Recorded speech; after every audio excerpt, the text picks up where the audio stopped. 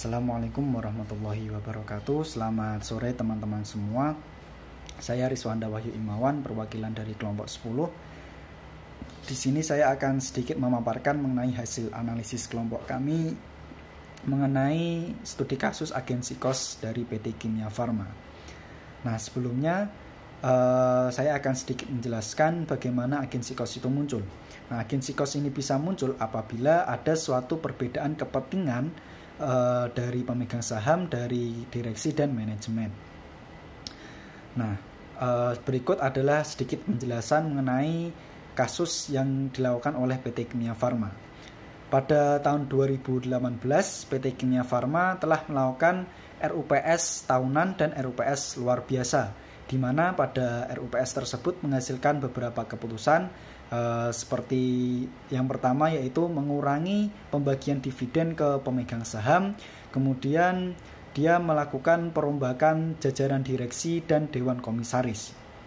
Nah, alasan kenapa keputusan tersebut bisa dilakukan pada waktu itu, Direktur PT Kimia Farma Bapak Hanesti Bashir mengatakan bahwa meskipun laba dan kepemilikan aset bisnis PT Kimia Farma itu meningkat, pengurangan dividen ini dilakukan untuk melakukan perbaikan fundamental perusahaan dan ingin memperbaiki portofolio bisnis investasi perusahaan dengan melakukan ekspansi. Nah, PT Kimia Farma ini pada tahun 2019 akan membagikan dividen secara cash sebesar 83,2 miliar, yang dimana ini persentasenya adalah 20% dari laba bersih tahun 2018. Hal ini menurun dibandingkan pembagian dividen pada tahun 2018, di mana saat itu pembagiannya adalah 99,5 miliar rupiah, yang mana persentasenya adalah 30% dari laba bersih tahun 2017. Nah, ini dilakukan dengan tujuan yaitu tadi untuk melakukan ekspansi portofolio atau ekspansi modal.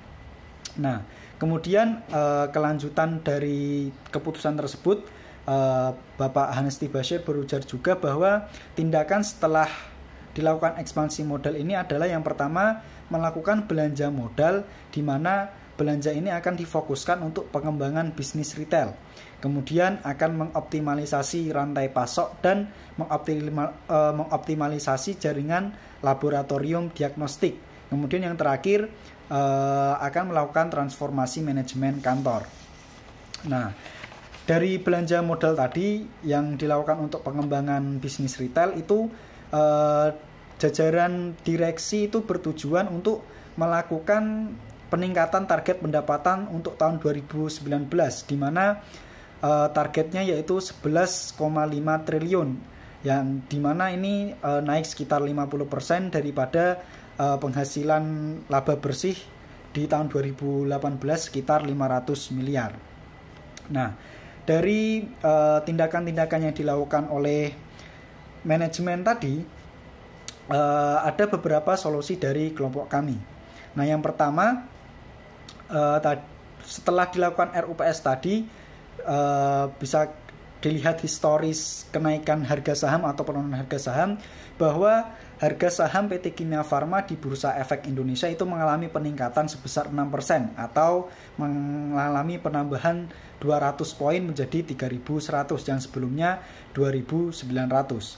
Kemudian menurut kami agensi kos yang dilakukan oleh PT Kimia Farma ini baik karena tujuannya yaitu untuk melakukan perbaikan fundamental, kemudian untuk melakukan ekspansi bisnis, dan targetnya untuk meningkatkan pendapatan, sehingga atas target-target tadi itu respon dari pasar itu sangat positif dengan ditunjukkannya harga saham naik.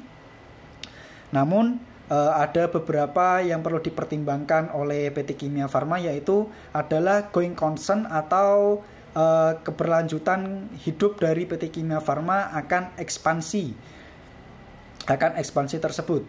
Sehingga apabila PT Kimia Farma ingin tetap melakukan hal tersebut, alangkah lebih baik dividennya itu dalam bentuk dividen saham, bukan dividen kas, sehingga equity secara keseluruhan tidak berubah dan shareholder atau pemegang saham tetap mendapat haknya, kemudian manajemen tetap dapat melakukan ekspansi.